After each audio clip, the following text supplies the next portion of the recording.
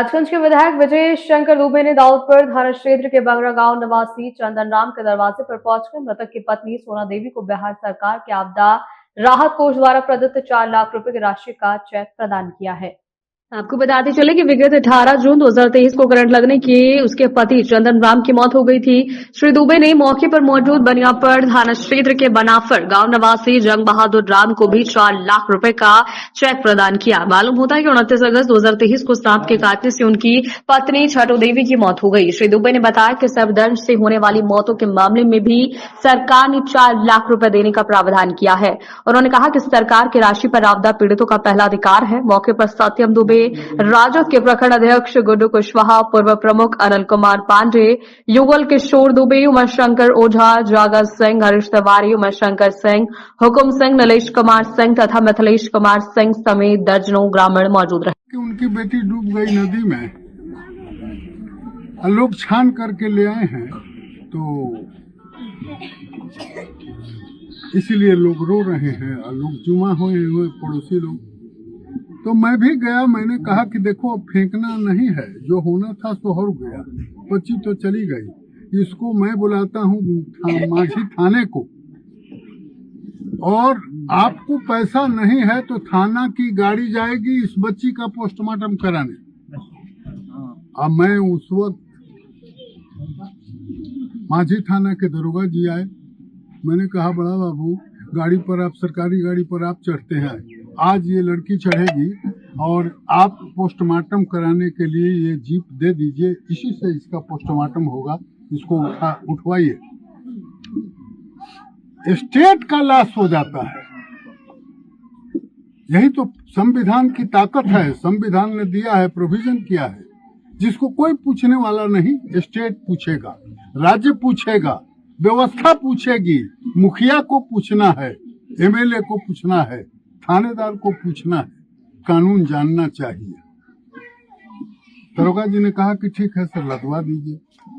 बाद में उस औरत को लोग सिखा दिए, हम तो चले गए, आगे बढ़ गए कि अब वो आ रही है छपरा, गई नहीं या कह दिया कि अरे बिना मतलब के चिराई फराई सब देह फरवई बू, ऐसा कहीं होला, अरे एकरा के फेंक द, कहीं जिए के होई तो जी जाई नदी में, फेंक दिया।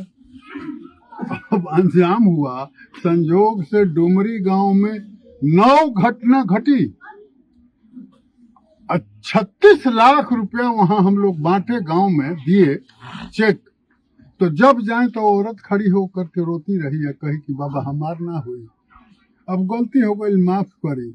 हम कहें अच्छा तो अब असली चीज तो गायब को देलू, पोस्टमार्टम होके ना देलू, अब तक कहाँ से। हमने कहा वीडियो को कि देखिए बार बार आते हैं हम, ये रोती है। 20,000 रुपया इसको पारिवारिक लाभ योजना के अंतर्गत इसको दीजिए। आप 20,000 रुपया दे करके हम अब यह संतोष करो, 4 लाख कबो ना मिलता हो, केहू ना दिला पाए। इसीलिए मैं ये बात इसलिए निवेदन करना चाहता हूँ, फिर माझी के भाइयों को पीछे ले चलना। अप्राकृतिक घटना घट गई, उसको भी बल मिलता है कि इतने लोग हमारे दरवाजे पर आए थे और विपत्ति के समय लोग मेरे लिए खड़े थे, इसलिए आना भी चाहिए। यही भारतीयता संस्कृति है, परंपरा है, और भारतीयता इसी में है। भारत इसी के लिए जाना जाता है। विदेशों में लोग नहीं जाते, लेकिन हमारी विलक्षणता रही है भारत का, और भारत इसी के लिए दुनिया में मशहूर है।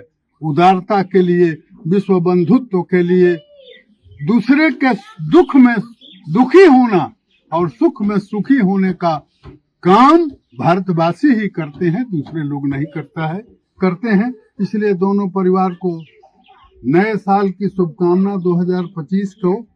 और ये 23 के दोनों मामले थे, 23 को का मामला आज पूर्ण हुआ। सब लोगों को जो लाभुक को चेक हम लोगों ने दिया वो कल खाते में डाल लेंगी और इसका सदुपयोग करेंगी, दुरुपयोग नहीं करेंगी।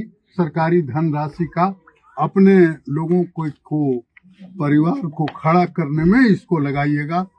पत्रकार मित्रों को भी करता हूं। मैंने पत्रकार जी को, मनोज बाबू को रास्ते से फोन किया, संजोग से मिल गए, आए हैं। अपने मित्रों को भी इस संवाद को जरूर दे देंगे।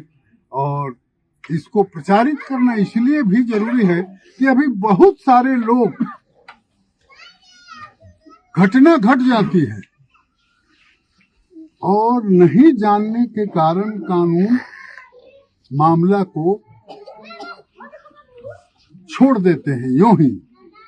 अब बच्चा मर गया तो कोई आकर के कह देगा कि अरे का हो, का ले जैबू घरे चिरवावे फरवावे के, रुपया मिलेला। नेता लोग ऐसा ही झूठ बोलेला। लेकिन पोस्टमार्टम नहीं होना, खत्म हो जाएगा, धनराशि नहीं मिलेगी। पोस्टमार्टम ही प्रूफ करता है कि घटना के बारे में जो विवेचना की गई है, जो दर्ज हुआ है, वो मेडिकली प्रूफ हो जाता है। धनराशि देने का के लिए बाध्य हो जाती है सरकार कि ये मामला रिकॉर्डेड प्रूफ है। तो इसलिए कोई भी अप्राकृतिक मौत हो जाए, नेचुरल डेथ जिसका नहीं हुआ, जिसमें प्रावधान है, उस मामले को छिपाइए नहीं। कोई नहीं मिले, मेरे फोन पर कहिएगा, कितना भी काम रहेगा, लेकिन आपदा के लिए मेरे पास समय है। दुखियों के बीच पहुंचना मेरा रोजगार है। मैं आऊंगा और उसको जरूर टेकअप करके दिलाएंगे। ये बात मैं इसलिए कहना चाहता हूं कि जब माझी का प्रतिनिधि था, गांव से जा रहा था, तो डुमरी गांव में बहुत लोग इकट्ठा होते, रोड पर किनारे झुग्गी झोपड़ी थी। मैंने पूछा, मशहूर गांव बंगरा के भाइयों, नौजवान साथियों, मित्रों, सामाजिक कार्यकर्ताओं, माता एवं बहनों तथा पत्रकार मित्रों, आज हम लोग इस गांव में दिनांक 18/6/2023 को चंदन राम की मृत्यु हुई थी बिजली के करंट लगने से, तथा दूसरा लाभुक हैं, संजोग से आज यहाँ ही आ गए, वो जंग बहादुर राम, घर इनका बनाफर है, बनियापुर के रहने वाले हैं। इनके माता जी छाटो देवी की मृत्यु 29/8/2023 को बनियापुर के बनाफर में हुई थी। इनके माता जी को काल ने, मतलब सर्प ने काट लिया, और सर्प काटने के बारे में मैंने ही विधानसभा में सवाल उठाया कि नीतीश कुमार जी से अनुरोध किया था कि आप वैसे आपदा पीड़ितों को सरकार की ओर से सहायतार्थ अनुकंपा की राशि आश्रितों को देते हैं, तो सर्प भी काट देता है, सर्प भी काल है।